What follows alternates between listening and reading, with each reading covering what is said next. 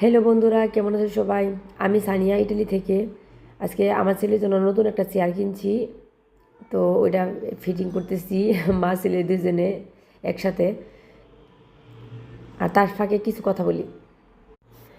আমরা সবাই জানি যে হিংসা পরনিন্দা সৃষ্টিকর্তা পছন্দ করে না।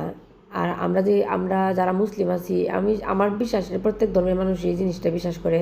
যারা মানুষকে হিংসা করে, পরনিন্দা করে, মানুষের বদনাম করে, মানুষকে না জানি না অনর্থক নেগেটিভ কথাবার্তা বলে, এই ধরনের মানুষকে আল্লাহ পাক পছন্দ করে না, খুদ আমাদের সমাজের মানুষও পছন্দ করে না। তা আমাদের উচিত সবসময় সবার সাথে হাসি খুশি থাকা, সুন্দরভাবে মিশা, এবং প্রতিবেশী পরিজন যারা আছে তাদের সাথে সৎ আচরণ করা, সৎ ব্যবহার করা।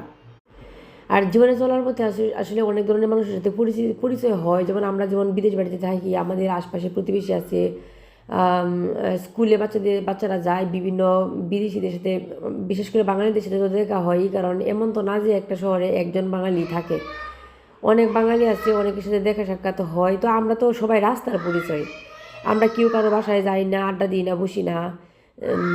যতটুকু সম্ভব চেষ্টা করি, আমরা বাহিরেই দেখা হয়, হাই হেলো বাহিরেই হয়।